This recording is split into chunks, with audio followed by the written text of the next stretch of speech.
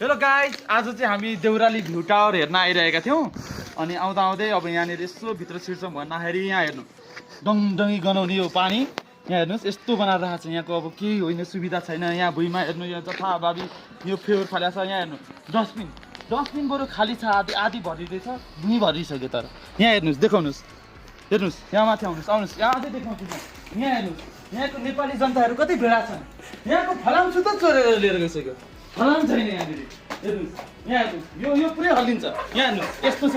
यो कोही बच्चाहरू लड्यो भने के हुन्छ यहाँनिर। यहाँ आउनुहोस्, अझै आउनुहोस्, माथि आउनुहोस्। यहाँ हेर्नुहोस्, यो चोरेर फाल्नलाई भाँचिन लगाइसकेको थियो, यो भाँचिएको हो अहिले। यो पुरै सिद्धिसक्यो। यहाँ आउनुहोस्, अझै यहाँ हेर्नुहोस्, यो कस्तो म्यानेजमेन्ट हो र। हेर्नुहोस् यो यस्तो फाइदा भयो र। हेर्नुहोस् यो के बनाएको, यो अलिकति यो तान्यो भने प्याट्टै जानिसक्यो। यस्तो हुन्छ यो म्यानेजमेन्ट। यो कुन चाहिँ हो यहाँको वडा अध्यक्ष को हो कस्तो हो। यहाँ माथि हेर्न आउनुहोस्, अझै यहाँ माथिको त अझ बिजोक हरि बिजोकै छ। देखाउनुहोस् यहाँ हेर्नुहोस्, सिसा हरेक ठाउँमा सिसाहरू फालेको छ, सिसाहरू फुटाएको छ। ल हेर्नुहोस्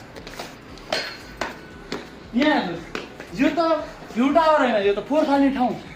यहाँ हेर्नुहोस् यो झोला फालेको छ। यतापट्टि हेर्नुहोस्, यता यहाँनिर हेर्नुहोस्, यो यहाँ हेर्नुहोस् कोही आयो चप्पल लाएर आयो, नाङ्गे खुट्टा बच्चाहरू आयो भने के हुन्छ यहाँ हालत। हेर्नुहोस् यहाँ सब रक्सीको बोतलहरू पुरा यहाँ हेर्नुहोस्, यो सब निकालेर यस्तो बनाएको छ। यो म्यानेजमेन्ट हो। यो नेपाली भेडाहरू राम्रोसँग गर्ने। हेर्नुहोस् यति राम्रो भ्यू छ यहाँबाट, तर हेर्ने ठाउँ नै घिनलाग्दो छ।